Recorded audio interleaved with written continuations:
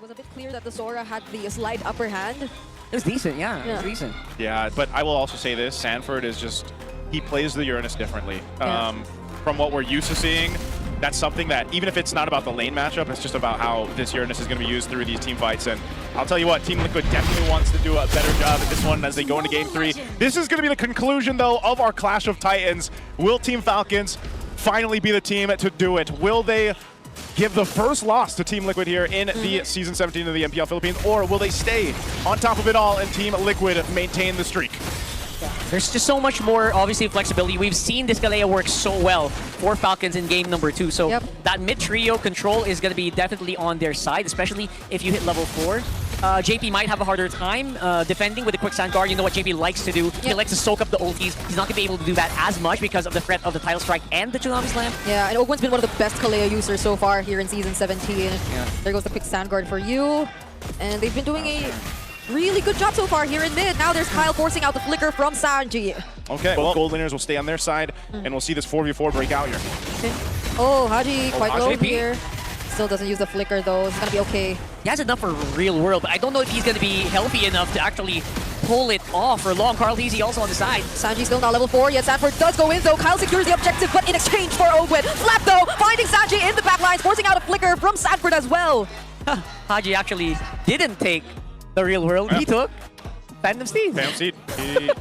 You know, sometimes that's what it is with Haji, man. Like, you know, I don't know if, again, sometimes he just takes what he can get because of that situation, or it's all part of the KDA machine. But the Phantom Steed seemed to go ahead and play its part. I'm sure we'll see him later on take more of the real world manipulation. But that's one of the great things about having a Valentina, right? You have all these options that you can utilize. Oh, very flexible. You like to see. JP's not even level 4 yet, man. They're getting boxed out. So good advantage here being done by Falcons. So yeah, he's going to have more capabilities to do that. Maybe that's why he's 100% win rate on 0 right now. But there are ways around it. I think there is still a decent amount of possible crowd control chaining from Falcons if, you know, if Haji takes the right skill. Yeah. We'll see that here. Maybe he can take a Raging Sandstorm. Okay, let's see what he gets. He still hasn't picked up an ultimate. Kyle with the Sky Piercer pickup as well early on. Liquid are somewhat in control so far, but Ogwen, though, actually gets to choose a target now. It's going to be JP. Flap 2 trying to go in from back lines. He tries to go for a pickup, but he's forced to flicker out instead. JP gets taken down first in exchange for Flap. Super Marco 2 already using the Blazing Duet, and Haji might connect. He stole the Phantom Steed, but Falcons and Liquid are still fighting for this turtle. Oh, that just seemed like not a fight that either team wanted to take, but it's still going. Okay, Sanford trying to zone, but Kyle still wins out the Retry battle. Kyle's been on point. He's been so on point. Haji on the Leomord cosplay once again. I am so curious to know why that's the case here. Is it having more impact compared to our real world? That's what. Okay. Sanford has to get away from this. His ultimate will be okay. Consecration should be fine.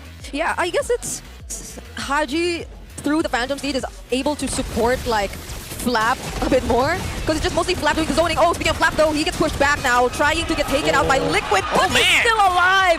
Carl Teasy has to run away, loses the Phantom Steed, Haji steals it, and now he gets taken down. Third time's a charm. Team Falcons takes a kill, takes a turret. They get the Purifier out from Teddy up top. Team Falcons, man, they're flying in this Game 3. That's right, and in the case of Haji, he's stampeding, he's galloping. Yeah, he turned from an eagle to a horse. To a horse. You know, there should be like a mechanic where if Haji casts a Phantom Steed, the Carl Teasy should be able to catch it. That's... Because it's also a horse. Think about it. Come on, think about it, Musa. Think about it. But you know what? That's why Valentina is literally IMU, so Barbiel doesn't know the difference. Barbiel doesn't know the difference. He is him. I'm happy to see this kind of change or shift in the way that we use a Valentina. It's so boring to always just get one mage skill. It's very predictable. Right now, what Haji's doing, I would not be able to predict this. It feels like Falcons actually have 2 XP laners. 2 people just going in for the zone and the dive. Because Ogwen's just mostly really in for the setups. So it's not the typical lineup where you have like a mage to do mage things to set up that box. It's a different kind of, or a different way of setting up a box. Yeah, it might also just be one of those things where that's what he's doing at this portion of the game, then maybe changes it later. But the fight with this last turtle breaks out. They want to go ahead and fight it. Can they fight it though? Kyle denying, or Flap actually denying entry. Look at the Blazing Twin coming in from Marco as well. JP and Carl Teasy receiving a breath of the damage. And Carl Teasy is the first to fall. Ogwen trying to go for the zone, but that's all it took. Falcons are already 3K ahead. Yeah, Falcons really cracked the code here where TLPH is most vulnerable. And I think they're finding Carl Teasy over and over again, making sure that Sanji can't really fight as much. I don't know what kind of zoning they're doing, but it's working. It's working great. And I think part of that was, again, letting Team Falcons get the Valentina plus the Sora combo. It seems like it's really difficult for Team Liquid to set up the way they want to set up. Yeah. Now, part of that puzzle is obviously Teddy.